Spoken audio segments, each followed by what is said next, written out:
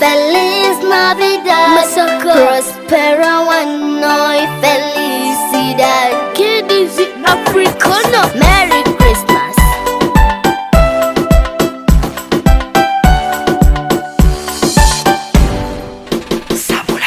We wish you a Merry Christmas. We wish you a Merry Christmas. We wish you a Merry Christmas and a Happy New Year. This is a season of love. This is a season of joy. Celebrating Jesus Christ. Celebrating His birth. He gives us life and gives us joy. Now let us celebrate Him. Merry, Merry. We wish you a Merry Christmas. We wish you a Merry Christmas. We wish you a Merry Christmas and a Happy New Year. My dress is ready, my shoes are ready. To church I go and praise. Mama tata senga mujye turye lela lukulu azaritwa. His birth brings us joy, His birth brings us life. His birth is everything. Merry, Merry. We wish you a Merry Christmas. We wish you a Merry Christmas. We wish you a Merry Christmas and a Happy New Year. Masaka Kids Africana, we wish you a Merry, Merry Christmas. Merry, Merry, Merry, Merry Christmas. We wish you a Merry Christmas. We wish you a Merry Christmas. We wish you a Merry Christmas and a Happy New Year.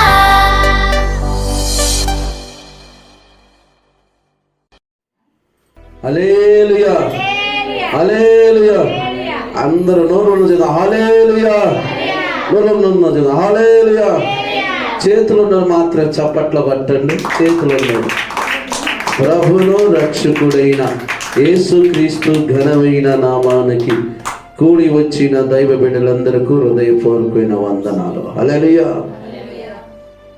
యేసుక్రీస్తు నామములో ప్రార్థన పెడుతున్న మనము పాటలు పాడేయటానికి సమయం ఉంది, dance వేయటానికి సమయం ఉంది, కొత్త బట్టలు కట్టుకోవటానికి సమయం ఉంది, నాటికలు వేయటానికి సమయం ఉంది, భోజనాలు తినటానికి సమయం ఉంది, కేక్ కట్ చేయటానికి సమయం ఉంది. కానీ వాక్యం చెప్పడానికి సమయం ఉందా?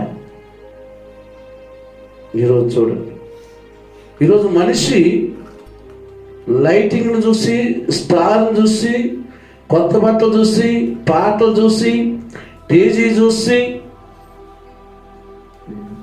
డ్రామాలు చూసి వీటికే కమిట్ అయిపోతున్నాడు. కానీ అంత ఖర్చు పెట్టుకొని అంత ప్రోగ్రాం చేసి ఆ ప్రోగ్రాంలో దేవుని వాక్యం లేకపోతే ఏం ప్రయోజనం? అవునా కదా? పాటలు పాడుతున్నాం, ఆరాధన చేస్తున్నాం, డ్రామాలు వేస్తున్నాం, డ్యాన్సులు వేస్తున్నాం, కవ్వత్తులు వెలిగిస్తాను, కేక్ కట్ చేస్తాను. వాక్యం కాడికి వచ్చే కాలం మాత్రం 10 నిమిషాలు 15 నిమిషాలు అంటే వీటన్నిటికీ సమయం ఉంది. కానీ వాక్యానికి మాత్రము సమయం లేదు, వాక్యానికి మాత్రం అవకాశం లేదు. ఈరోజు ఎంతమంది ఆ వాక్యాన్ని వినాలనే ఆశ ఉంది, ఎంతమంది వాక్యాన్ని నేను చదవాలన్న ఆశ ఉంది, వాక్యాన్ని నేర్చుకోవాలన్న ఆశ ఉంది, వాక్యాన్ని నేను జ్ఞాపకం చేసుకోవాలని ఆశ ఎంతమందికి ఉంది? ప్రియులారా, ఒక సేవకుడుగా నేను కోరుకుంటుంది, కొత్త బట్టలు కట్టుకోవటం తప్పులేదు, ఇంటి మీద స్టార్ పెట్టడం తప్పులేదు, ఇంటి మీద లైట్ పెట్టడం తప్పులేదు. కానీ నీ హృదయంలో యేసయ్యకి చోటు ఉందా? నీ హృదయంలో యేసయ్య వాక్యానికి చోటు ఉందా? ఈరోజు ప్రియులారా, నిజంగా దేవుడు వాక్యానికి మన హృదయంలో చోటు ఉందా? ఆ వాక్యం వినటానికి మనకు ఆశ ఉందా? చూడండి ప్రియులారా, 1 తిమోతి పత్రిక 6వ అధ్యాయం 16వ వచనం. సమీపించరాని తేజస్సులో ఆయన మాత్రమే. చాలు ప్రియుల, ఎవరంట సమీపించరాని తేజస్సులో నివసించుతున్నవాడు ఎవరంటే మన ప్రభువైన యేసుక్రీస్తు ప్రభువు. సమీపించరాని తేజస్, 24 పెద్దలు, కోటాని దేవదూతలు రాత్రి పగలు పరిశుద్ధుడు పరిశుద్ధుడు పరిశుద్ధుడు అని ప్రతి గానములను చేస్తుండగా ఆయన ఎక్కడున్నాడంటే సమీపించరాని తేజస్సులో నివసిస్తున్నారు. ఆయనని దేవదూతల ద్వారా ఆయన మహిమ పొందుతున్నాడు. 24 పెద్దల ద్వారాగా దేవుడు మహిమ పొందుతున్నారు. కానీ ప్రియులరా, అంత మహాసింహాసం మీద ఉన్నటువంటి యేసుక్రీస్తు ప్రభు అంత సమీపించరాని తేజస్సులో నివసిస్తున్న యేసుక్రీస్తు ప్రభువుని తండ్రి ఏమన్నాడంటే, నువ్వు భూమి మీదకు వెళ్ళాలయ్యా అన్నాడు. ఎక్కడి నుంచి? సమీపించరాని తేజస్సులో నివసిస్తున్న యేసుక్రీస్తుని భూలోకానికి నువ్వు వెళ్ళాలయ్యా అన్నాడు. నిజంగా భూలోకానికి నేను వెళ్ళాలి అని దేవుడు తండ్రి అంటే యేసయ్య ఏమన్నాడంటే, ఐ యామ్ రెడీ, నేను వెళ్ళటానికి రెడీ. చూడండి పిల్లలా, ఒక మంచి యొక్క మహిమ కలిగిన స్థలంలో ఉండి భూలోకానికి రావటానికి కూడా ఆయన ఇష్టపడ్డాడంటే ముందుగా ఆయన ఎంత తగ్గించుకున్నాడో ఒక్కసారి ఆలోచి. భూలోకంలో నా ప్రజలున్నారు, భూలోకంలో నా బిడ్డలున్నారు, వారి జీవితాలు, వారి కుటుంబాలు, వారి యొక్క స్థితి గతులు మార్చాలి. నేను నిన్ను భూలోకానికి పంపుతాను. ఆ సమీపించరాని తేజస్సుల నుంచి నువ్వు భూలోకానికి వెళ్ళాలి నాయనా అంటే కుమారుడు అన్నాడు, నువ్వు ఏది చెబితే నేను అది చేస్తాను. ఎంత తగ్గించుకున్నాడో చూడండి, ఎంతగా లోపడ్డాడు. ఒక్కసారి ఆలోచించండి. ఎవరి కోసం ఆయన లోపడ్డాడు, ఎవరి కోసం ఆయన తగ్గించుకున్నాడు.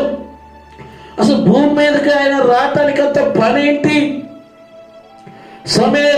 సమీపించని తేజస్సులో నివసిస్తున్న క్రీస్తు ప్రభు భూమి మీదకి ఆయన ఎందుకు రావాలనుకున్నాడు?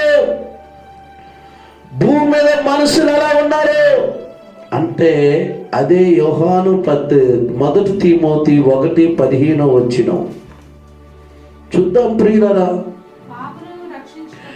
యేసుక్రీస్తు ఎందుకు వస్తున్నాడు భూమి మీద కంటే పాపులను రక్షించుటకు. క్రీస్తు యేసు లోకమునకు వచ్చును. ఆయన ఎక్కడి నుంచి వస్తున్నాడు? మంచి ప్రదేశంలో ఉన్నటువంటి వ్యక్తి, మంచి స్థితిలో ఉన్నటువంటి వ్యక్తి, కోటాని దూతల మధ్య కొనియాడబడుతున్నటువంటి దేవుడు ఎక్కడికి వస్తున్నాడట? భూలోకానికి వస్తున్నాడు. చూడండి ప్రియులారా, ఈరోజు యేసయ్య మనస్సు మనకు ఉండాలి. యేసయ్య ఏ పని చేసినా ఆ పని చేయటానికి మనం సిద్ధపడి ఉండాలి. ఏ మాట చెప్పినా ఆ మాటకు లోబడేవారుగా ఉండాలి. అది దేవుడు మాట. ఇప్పుడు ప్రియులారా, పరలోకం విడిచిపెట్టి భూలోకం రావాలంటే మామూలు ఇష్టమా? ఆయనకు అర్థమైపోయింది యేసుక్రీస్తు ఏ విధంగా భూమి మీదకి రావాలో, ఒక నరుడు అవతారాన్ని ధరించుకోవాలి.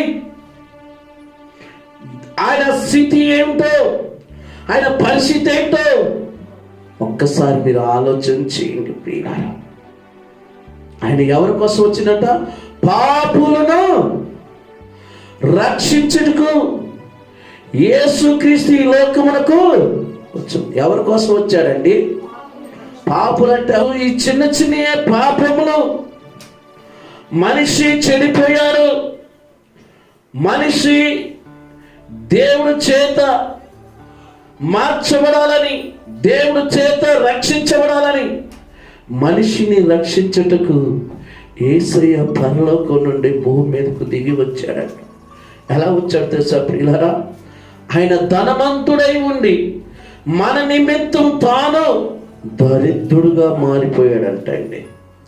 మన నిమిత్తము ధనవంతుడుగా ఉండవలసినటువంటి క్రీస్తు, ధనవంతుడుగా ఉండవలసినటువంటి క్రీస్తు మన నిమిత్తం ఆయన ఏమైపోయాడు? దరిద్రుడైపోయాడు. ఎందుకంటే అంత తగ్గించుకున్నాడు? ఎందుకు అంత లోపడ్డాడు? ఆయన మాటతోనే అన్నిటినీ సృష్టించిన దేవుడు మనిషిని ఎంత ప్రేమించాడు ఒక్కసారి ఆలోచించి. మనిషి పట్ల ఎంత ప్రేమ కలిగి ఉన్నాడు ఒక్కసారి ఆలోచించి. ఆయన అండి ప్రియుల, ఆయన ఈ లోకానికి వచ్చి ఎవరు మార్చిండు అనుకున్నావు? దొంగతనం చేసేవారిని మార్చిండు, అబద్ధాలు ఆడేవారిని మార్చిండు, మోసాలు చేసేవారిని మార్చిండు, నరంతకులని మార్చిండు, భయంకరంగా చెడిపోతున్న యవనస్తులు యవన బిడ్డలను మార్చిండు, చెడిపోతున్న కుటుంబాలని మార్చిండు, ఇడిపోతున్న కుటుంబాలని కలిపి మార్చిండు. ఎన్ని మంచి పనులు యేసయ్య ఈ భూమి మీద చేశాడు ఒక్కసారి ఆలోచన చేయండి. ఆయన ఎంతగా తగ్గించుకున్నాడు. ఈరోజు మనలో ఆ తగ్గింపు స్వభావం ఉండాలి, తగ్గింపు జీవితం మనకు ఉండాలి ప్రియులారా.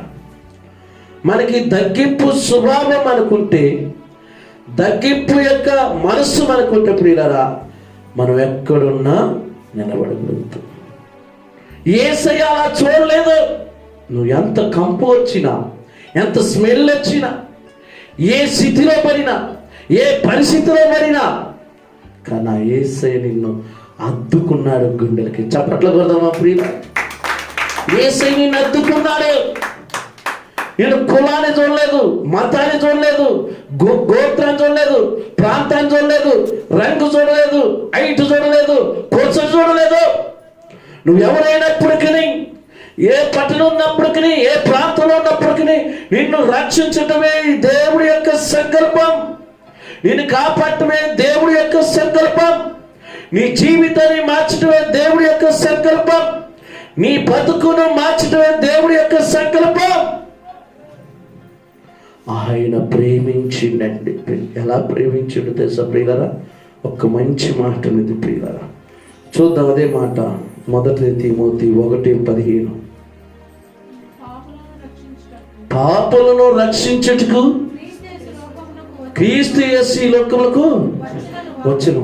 ఇప్పుడు యేసయ్య ఈ భూమి మీదకి రావాలంటే ఆయన మరి దైవ కుమారుడు కదా, మహాశక్తి కలిగిన వాడు, మహాపరిశుద్ధమైన వాడు, మహిమ కలిగిన వంటి దేవుడు, కోటాని తేజస్సుతో నింపబడ్డవాడు.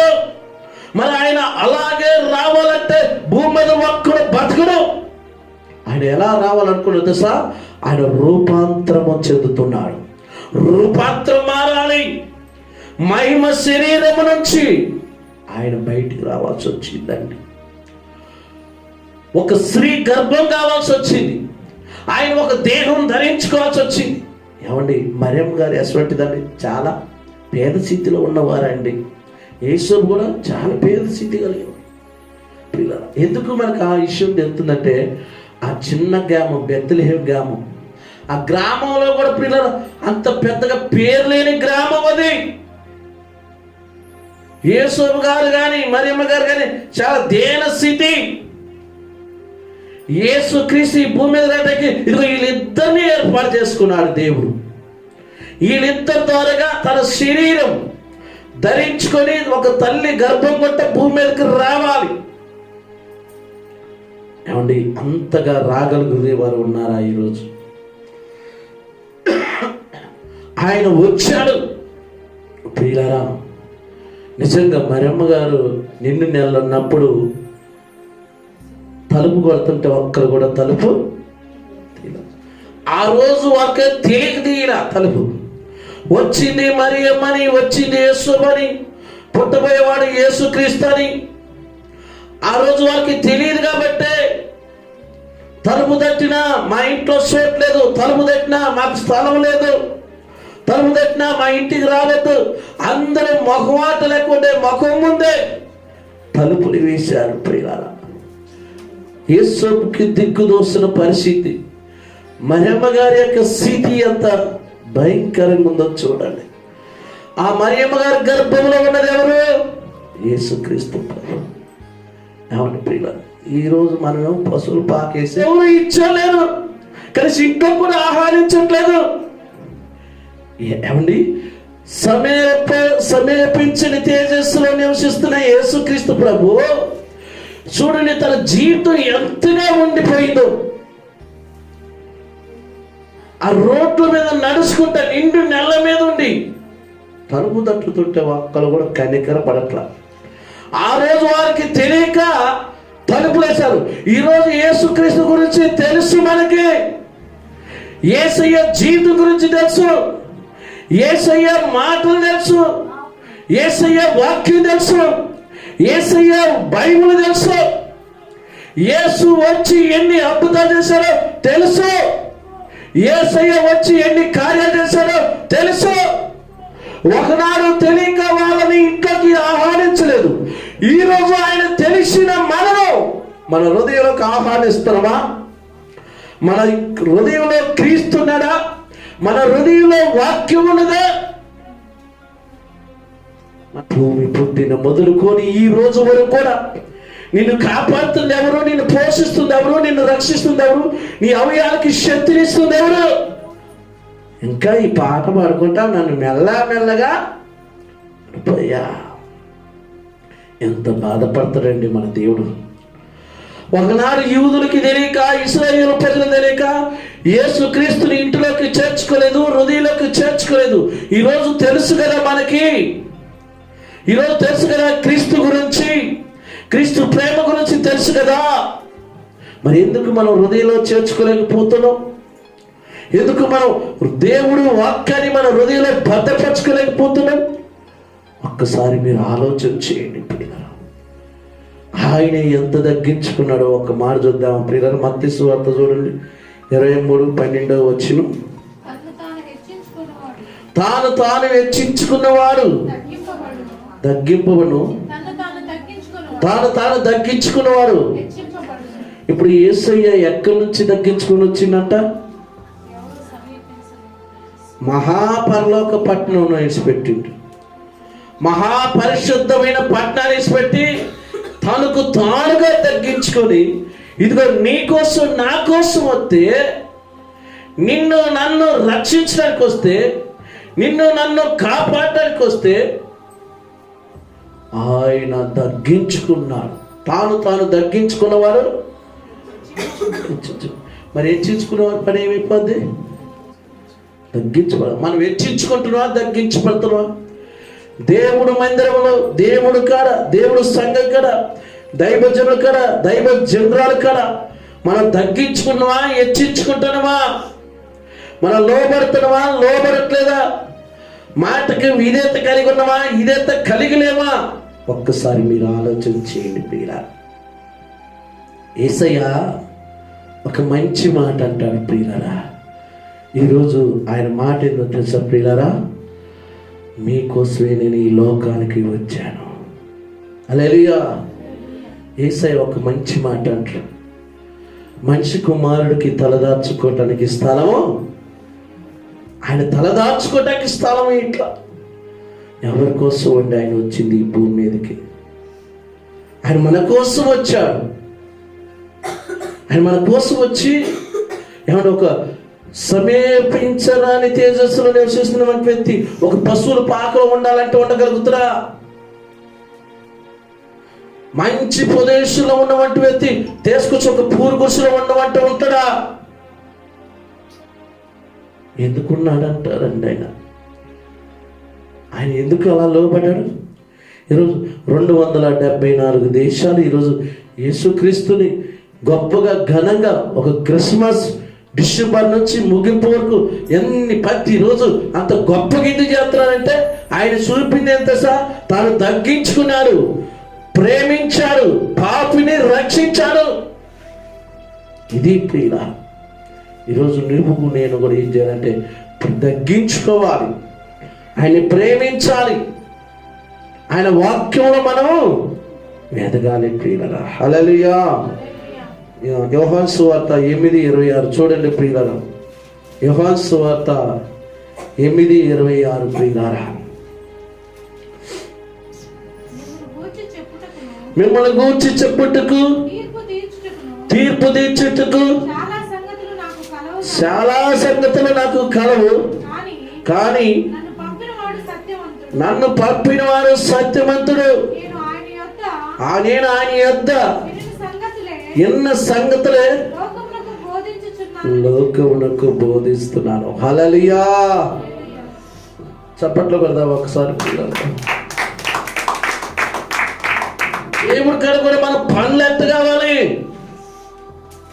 చప్పట్లు కొట్టే విషయంలో, పాట పాడే విషయంలో, ప్రార్థించే విషయంలో, వందనాలు చెప్పే విషయంలో, దేవుని స్తుతించే విషయంలో ఎంత స్పీడ్ ఉండాలి, ఆశ ఉండాలి, మనకి ఆలోచన ఉండాలి. నేను నా ప్రభువుని మహిమపరుచుతున్నాను. హల్లెలూయా.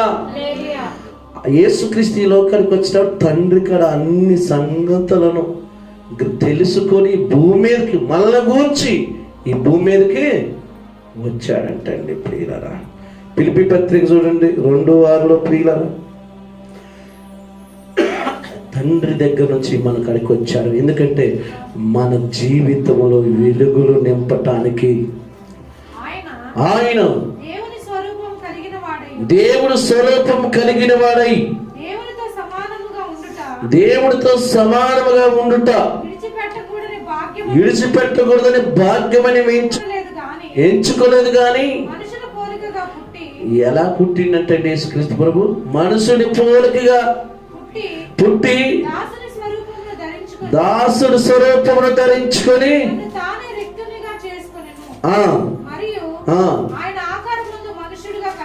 చూడండి, ఆయన సాక్షాత్తు పరలోకమందున్న కన్న తండ్రి కుమారుడే ఉండి కూడా మనిషి ఆకారాన్ని ధరించుకున్నవాడు.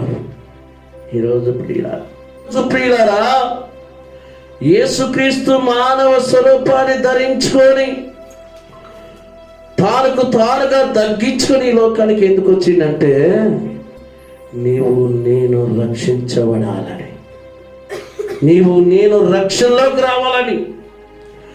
దేవుడు కాడ మన దేవుడితో ఉన్న సావాసాన్ని, దేవుడితో ఉన్న బంధాన్ని, దేవుడితో ఉన్న ప్రేమని, దేవుడితో ఉన్న సావాసాన్ని అపవాదైన సాతాను మనల్ని తెంచేసింది, మనల్ని దేవుడికి దూరం చేసింది, దేవుడు ప్రేమకి దూరం చేసింది, దేవుడు వాక్యానికి దూరం చేసింది, దేవుని సంఘానికి దూరం చేసింది, దేవుడు మందిరానికి దూరం చేసింది. దూరమైపోతున్న కుటుంబాలు, దూరమైపోతున్న జీవితాలు పాపములో పడి, పాపం వల్ల వచ్చే జీతం మరణం, మరణం వల్ల వచ్చే జీతం నరకం. ఇంత విధిగా ఉండిపోయిన ప్రజలని యేసయ్య కాపాడాలనుకున్నాడండి. ప్రియులారా, కాపాడటానికి వచ్చినటువంటి వ్యక్తిని, మంచి మాట చెప్పడానికి వచ్చినటువంటి వ్యక్తిని ఏమి చేశారు తెలుసా ప్రియులారా? ఆయనకి హృదయంలోకి సోటి లేదు. హల్లెలూయా. ఏ సోటి లేదంటే హృదయంలోకి సోటి లేదు. హల్లెలూయా. ఈ రాత్రి మనం దేవుని స్తుతిస్తున్నాం అంటే దేవుని ఎంతగానో మనం మహిమపరచాలి. మనం ఈ స్థలానికి ఎందుకు వచ్చినాం? దేవుని స్తుతించాలి. ఈ స్థలానికి ఎందుకు వచ్చినాం? ప్రార్థన చేయడానికి వచ్చాం. పాపులను రక్షించుటకు యేసయ్య భూమి మీదకి వచ్చిండు. నిజంగా దీన్ని బట్టి మనకేం అర్థమవుతుందంటే, మనం అర్థం చేసుకుంది ఏంటంటే, సార్ యేసయ్య నా కోసం వచ్చాడు కాబట్టి నేను యేసయ్య కోసం బతకాలి. ఎవరి కోసం బతుకుతాం? మనం యేసయ్య కోసం బతికితే మరి ఆదివారం మరి ఇళ్ళ పనులకు పోతామా? యేసయ్య పని చేసే వాళ్ళం అయితే డ్యూటీకి పోతామా? ఎవరు పని చేస్తున్నారు మరి? నిజంగా బైబిల్లో మనం యేసయ్య పని చేయాలి అనుకుంటే ప్రార్థన అప్పుడు ఏడుండాలి? దేవుని మహిమపరచాలి. నిజంగా యేసయ్య నా కోసం వచ్చాడు, నేను యేసయ్య కోసం చేయాలి. ఒక నిర్ణయం తీసుకోవాలి.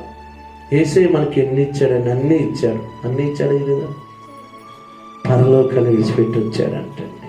చెప్పండి కదమ్మా, హల్లెలూయా. ఆయన ఎందుకు వచ్చాడో ఒక్క మాట చెప్పి ముగించుకుందాం. లూకాసు సువార్త 19:10 నశించిపోయిన దాన్ని ఎతికి రక్షించుటకు మనిషి కుమారుడు భూమి మీదకే వచ్చును. ఎవరంట? నశించిపోతున్న వారిని ఎతికి రక్షించుటకు మనిషి కుమారుడు భూమి మీదకే వచ్చును. అంటే నశించిపోతున్న వారిని రక్షించాలి. ఎవరికి ఉంది ఆశ? యేసయ్యకి.